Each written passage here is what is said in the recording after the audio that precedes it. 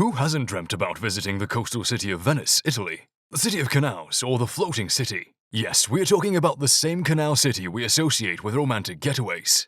Maybe you've already been there and have one of those pictures of the famous boats used to go around the place. We see a lot of celebrities and famous personalities going there and posting pictures looking cozy on the boats.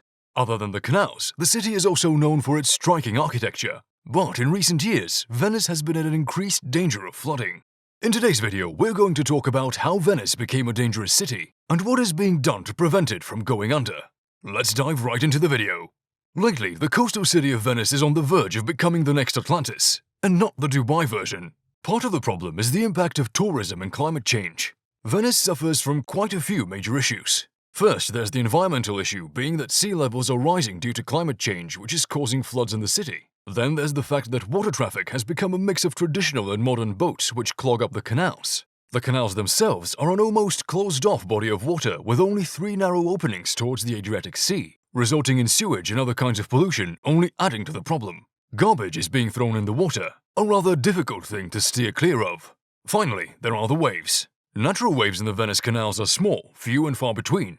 But due to modernization, watercrafts create waves of size, depth and frequency that can cause damage. The floating city continues to sink about 0.08 inches every year. It has already sunk about 11 inches in the past century alone. If appropriate measures are not taken, the floating city might not remain floating for much longer. There are a set of factors that play a part in this. Some of these are high tides, low atmospheric pressure and strong winds that push the tides in from the sea. High tides cause floods in some of the islands on Venice, which has become more frequent due to global warming and groundwater pumping.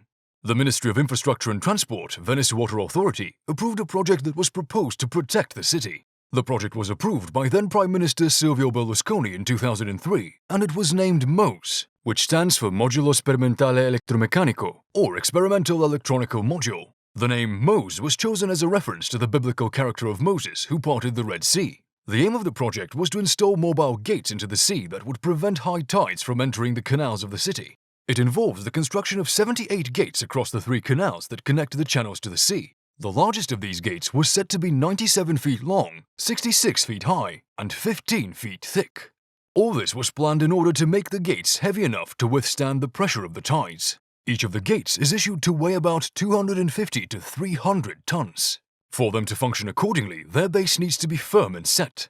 When there is a high tide forecast, compressed air will be released into the hollow gates, making them rise and block the entrance to the canals. The gates are set to withstand a maximum height of 10 feet of tide and 24 inches rise in sea level. Over 3,000 people were employed for the construction.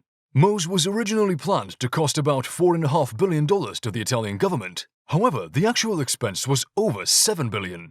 According to further predictions, it will cost at least $11.5 million each year to maintain this system. The MOSE Control Center will be located in the Venice Arsenal, an area home to several decaying and abandoned historic buildings. The latter were restored and renovated according to the requirements to set up the control center. During the process, the historical and architectural value was taken into consideration. A command will be given when the water rises to a certain alarming level established in the project, making sure it does not go over a predefined safety threshold. The project was originally planned to kick off in 2018, but was delayed multiple times due to cost overruns and scandals. There have been several protests by scientists, politicians and activists who argued that the plan would further cause damage to the environment and the system will be difficult to maintain. The initial construction phase of the project began in 2003, and in July 2020, the first full test was successfully completed. Italian Prime Minister Giuseppe Conte activated the gates to battle against the flood from October 2020. MOSE is now set to be fully operational by the end of 2021. That's all for today. If you enjoyed the video, make sure you drop a like. As always, thanks for watching, and see you next time.